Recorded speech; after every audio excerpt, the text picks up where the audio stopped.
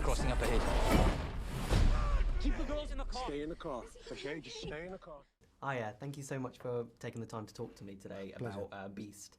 I was just wondering, as a director, what was it like trying to create this illusion that the cast were being hunted, especially when you're dealing with kind of younger actresses like Leah, who played Nora.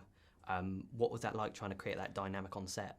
Well, I think, first of all, it's a lot of preparation and to scale it. And one of the things that I don't like about, when some children are sometimes on film in peril, that they're screaming throughout. So I was trying to balance that and find the real danger. But I think people in danger also get used to danger. They might scream in the beginning and then they calm down, and you just can't go on like that. But I tend to annoy me when they do that too much in film. So I was balancing that down. But I think it's all about the prep and understanding and what exactly where is the lion, and we of course had people and lion heads and everything to kind of. Yeah. But that's acting, in the end. It doesn't really matter also.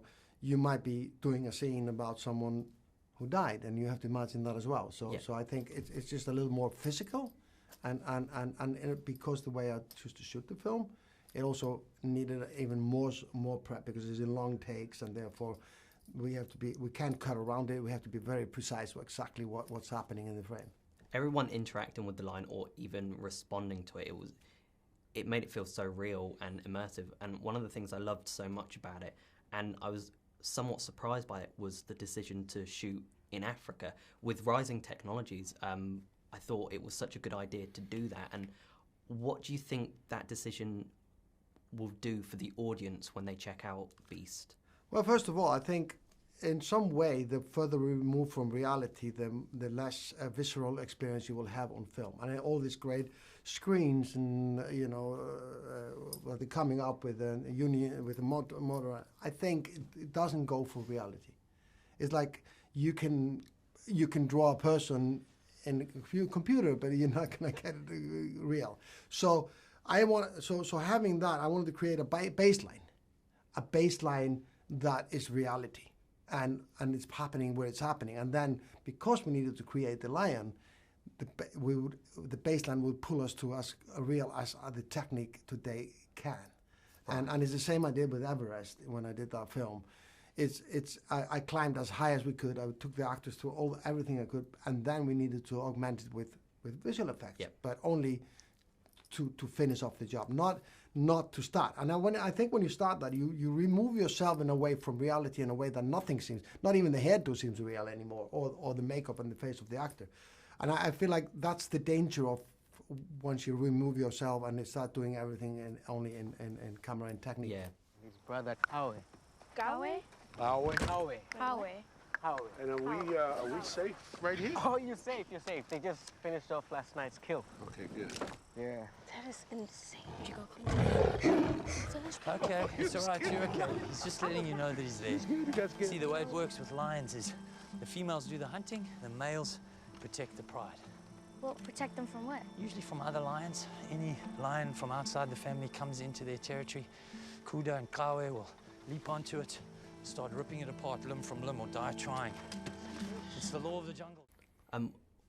Looking at the family dynamic as well, which you touched upon briefly, it was so refreshing to have such a deep kind of connection with the characters. Were there any concerns over prioritization where you didn't want the family element to completely consume Beast, but also you didn't want it to be completely forgotten about? Yeah, I mean, I think that's a kind of a balance act. You need to be aware. And for some people, it might be too much or too little, and that's the way it is. But for me, I was trying to balance that in a sense, because without one, the other doesn't work. So in the beginning, you have to connect with these people, so you care about them when they're in peril. But at the same time, you can't just put that and forget about it once you're in the situation. So it was, and that was a challenge of balancing. But for me, it's also what the movie is about. It's a metaphor of overcoming obstacles and difficulties and work together instead of against each other. And I think family in grief or in trauma, they are falling apart. And now it's about how the challenges that you meet actually pull you together. And I know this from firsthand. This is what happens. and I wanted to build that throughout the film, so the beast is almost like a metaphor of the trauma, you know. It worked so well, and just to kind of round off, I had a 2-hour journey to think about this.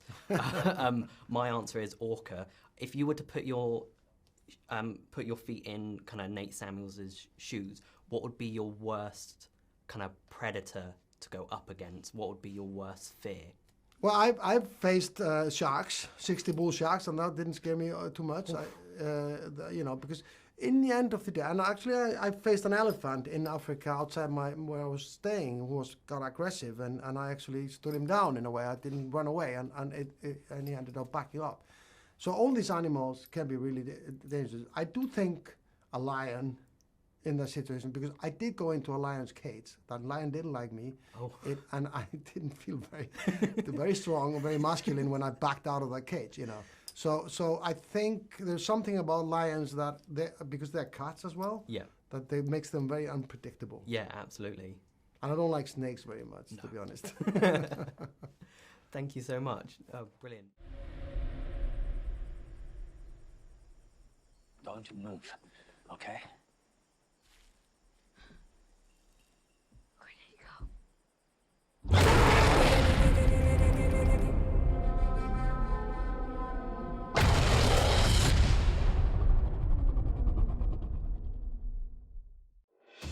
Thanks for watching, Super Friends. If you enjoyed this video, then make sure to hit the subscribe button just down below and hit the bell so that you can get notified whenever we release brand new videos. In fact, there's 2 more waiting for you to watch right here below. So what are you waiting for? Why not click play?